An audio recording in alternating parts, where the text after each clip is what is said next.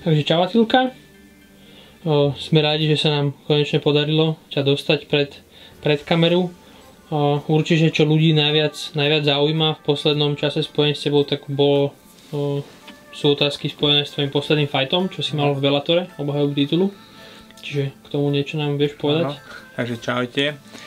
Takže môj posledný fight, čo som mal s Emmanuel Newtonom, obhajobu titula. Mal som to ťažký fight a vlastne mal som 5x5 minút fightu a bol som pripravený na ten zápas. Pripravoval som tu doma, pripravoval som v Amerike a vlastne mali sme taktiku takú, že z obrany budem bojovať, čo aj sa dalo vidieť, že jak som to bojoval, jak sa to prebiehalo ten boj.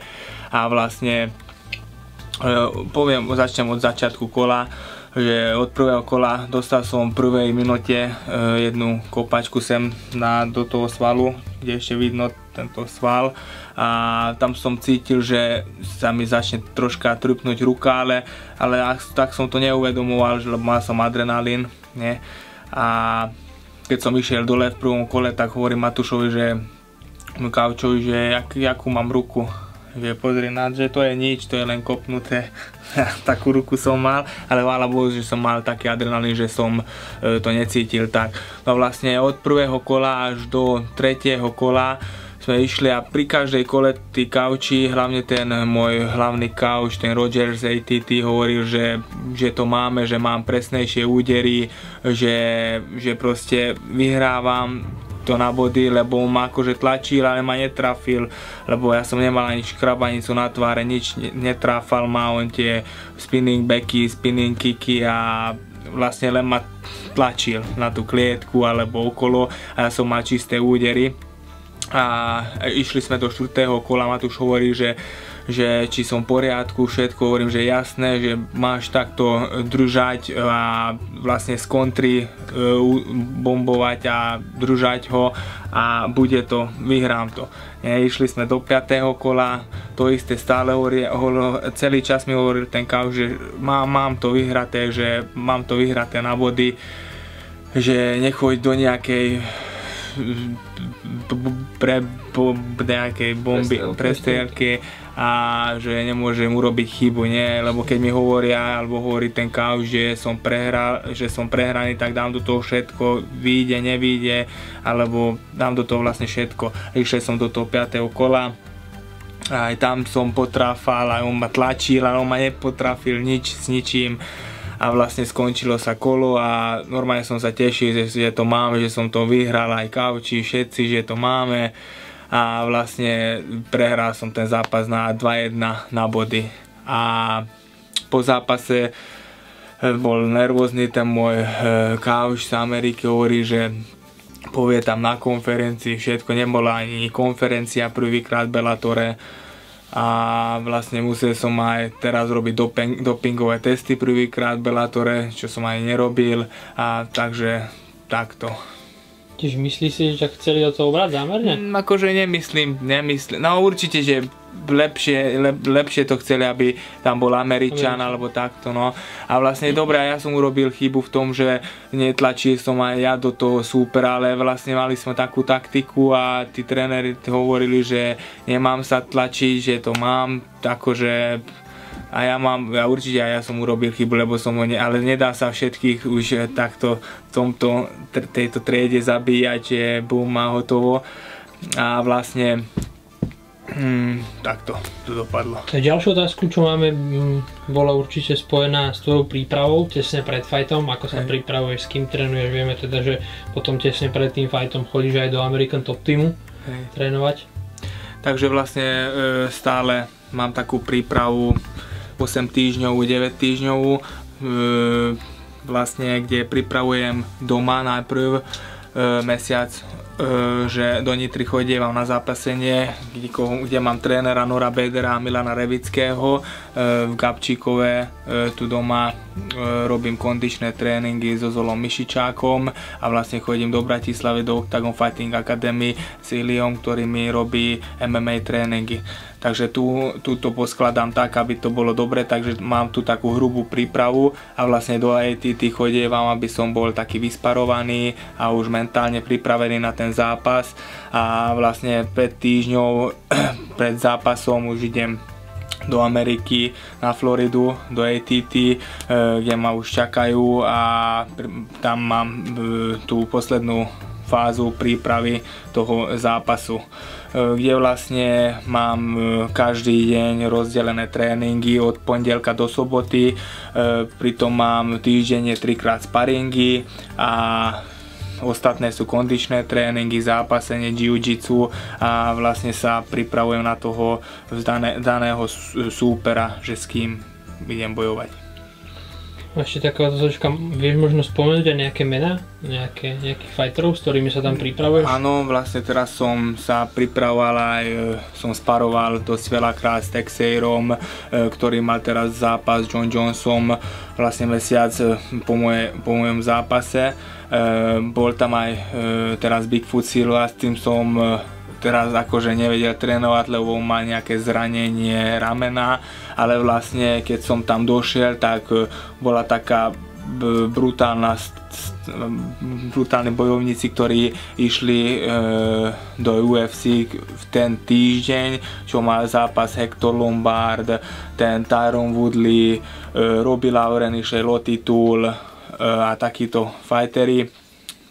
A vlastne bol tam Romero, ten zápasník z Kuby, stále je tam niekto, ale stále iný, takže teraz som tam bol 5.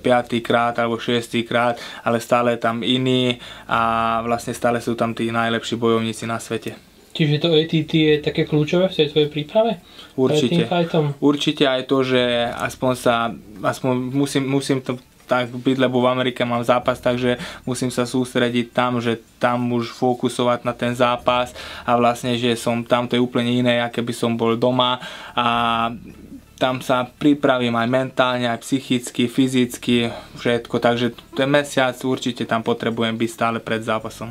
A nerozmýšľal si tam ostať na stále, veď sme sa o tom aj spolu bavili. Jasné, ale akože tam je len dobre to ATT, ale takže na Floride sa ti možno ľúbi? Nie, ľúbi, keď každý hovorí, že prečo tam neideš bývať takto, ale nie, ja hovorím Američanov, že Amerika je tu u nás doma, lebo oni nevedia, že ani nevedia, čo je to Slovensko alebo takto, ale mne sa tak nelúbi, že akože tam bývať, lebo tam je furt teplo, dobre, to je dobré všetko, ale v kuse len v teple alebo takto a vlastne ja za ten mesiac idem na beach, možno že 2-krát alebo raz, ma to nebaví a vlastne ja tam trénujem, spím a jem, to je všetko. Veľa ľudí po tvojom fajte vlastne zaujímalo, čo bude ďalej, aké máš plány, či zostávaš v Bellatore, či náhodou sa neposuneš do nejakej inej súťaže, či si mal nejaké ponuky z UFC, keď tak aké? No vlastne, jak som išiel domov, na druhý deň mi zavolal Ricardo Liborio z ATT, ten hlavný tréner, akože aj majiteľ z ATT a hovoril, že nech mám ešte jeden alebo musím urobiť 1 alebo 2 zápasy, nech mám na Sherdogu výhru, aby ma mohli dať do UFC, takže uvažoval na tom, že skončím z Bellatoru a idem do UFC a vlastne hovoril, že nech mu pošlem tú prvú zmluvu, čo som podpísal s Bellatorom ešte v roku 2010, takže som mu hneď poslal a potom písal naspäť, že to sa stalo, že keď som podpísal tú zmluvu, ja som aj nevedel, že čo som podpísal vtedy, netešil som, že niečo podpíšem a vlastne podpísal som takú zmluvu, že keď bol to tam, že keď vyhrám pyramídu celú, tak automaticky sa mi posunie zmluva na 3 zápasy a keď vyhrám titul, tak zase automaticky na 3 zápasy, takže mal som tam podpísanú zmluvu na 6 zápasov a vlastne takto, že som vyhral aj pyramídu, aj titul, takže ešte plus zápasov, takže tento zápas mi skončil, tento zápas som mal posledný zápas 6, takže ešte mám tam 6 zápasov a vlastne pred 2 týždňami mi zavolal Bellator, že 6. júna by som mal mať zápas, čo začína poloťažká ľahká váha, pyramída znovu, letná séria.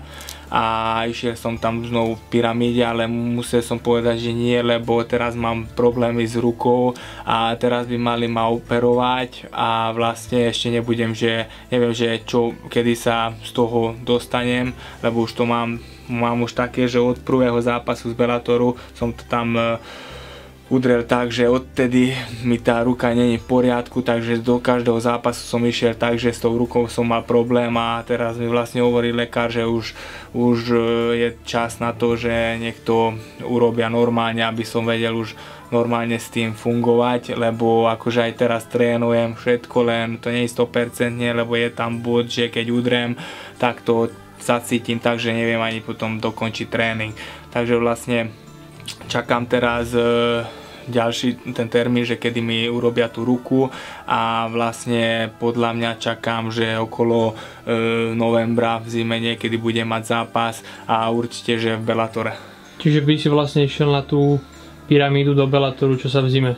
Akože v zime už podľa mňa nebude pyramída, lebo teraz začína letná séria, to skončí v lete a vlastne to už neviem už kto bude šampión, lebo teraz bude aj to, že kto bude šampión a vlastne možno, že mi dajú nejaký super fight. No, takže jasné. Takto. Čiže zase máš vlastne zmluvu na 6 fightov? Áno. Čiže vlastne keď prejdeš celou pyramidou jak minule, tak zase by si išiel o titul v podstate. Áno, presne tak. Ale to ešte neviem, že aké sú tie pyramídy, lebo vlastne sú už tie skrátené pyramídy, čo bol napríklad teraz Rampage, Zajac, King Mo a ako sa volá. To bola len štvorková pyramída? To bola len štvorková pyramída, tam je jedna výhra, hneď si v finále, vyhráš v finále a ideš. Takže nie je 8, 4, takže neviem ani to, že čo chceli mi teraz dať, ale vlastne hovorili mi, že za 5 pracovných dní mi dajú supera, že koho by som mal to 6. júna, ale vlastne povedal som, že neviem ísť na ten zápas. Jasné. A v tej svojej váhovke máš momentálne koho v Bellatore? V Bellatore teraz tam došli akože viacerí bojovníci aj s takými, čo som aj bojoval dávnejšie, napríklad ten Litovec Egedius Valevicius, to je veľmi šikovný borec, tam je v 9-3 a tam sú teraz tie mená Rampage, King Mo, teraz je majster sveta Newton a z Ameriky z ATT sú tam chalani a je tam Tito Ortiz, takže sú tam teraz mená. Houston Alexander z UFCčka, takýto.